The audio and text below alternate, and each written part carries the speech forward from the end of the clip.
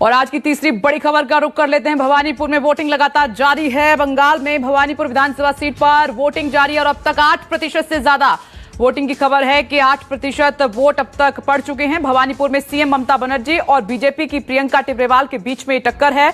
By election के लिए सुरक्षा के कड़े इंतजाम भी किए गए हैं। ज्यादा जानकारी दे रहे हैं मनोज पांडे, वहां पर मौजूद हैं। तो मनोज पांडे, अब तक कितने प्रतिशत वोटिंग और क्या माहौल बना हुआ है?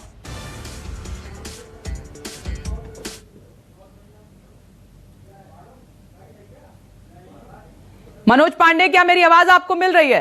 मतदाताओं में काफी उत्साह दिख रहा है क्योंकि भवानीपुर देखिए यहाँ पे करीबन 10 बजे तक 8% से ज्यादा यहाँ पे मत हो चुका है और मतदाताओं में काफी उत्साह देखा जा रहा है। जिस तरह से देखिए हम इस समय मौजूद है, मुख्यमंत्री ममता बनर्जी यहीं पे यहाँ पे अपने मत का प्रयोग करेंगी।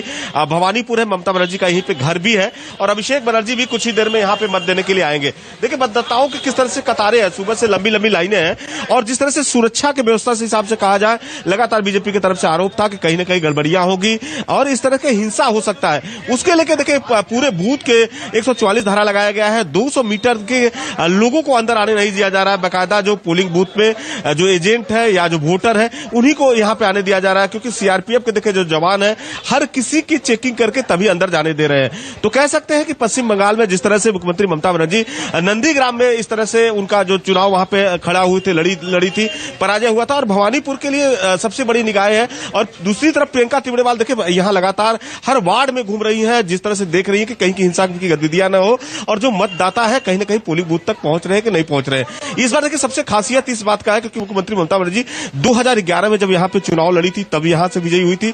2016 में भी उनको यहाँ से चुनाव लड़ा था और उसके बाद उनकी विजय हुई थी। लेकिन 2021 में शोभन देव जो थे यहाँ से चुनाव मैदान में थे और 28,000 से ज्यादा मतों से जीते थे।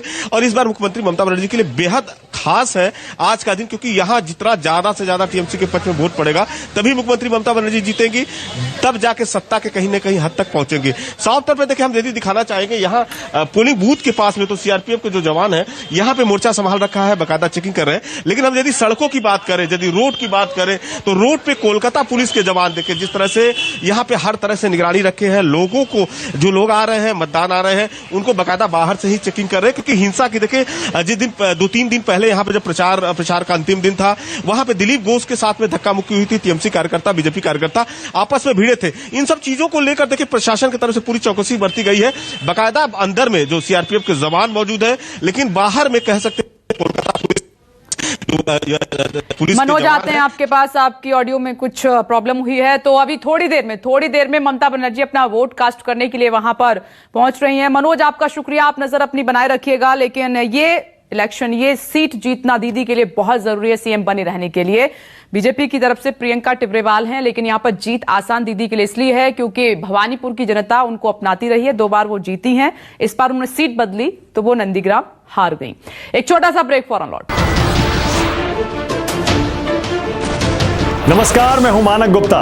अगर आपको हमारा ये वीडियो पसंद आया हो तो इसे लाइक और शेयर जरूर करें और हाँ, हमें सब्सक्राइब और फॉलो करना ना भूलें ताकि आप देश और दुनिया की कोई खबर मिस ना करें।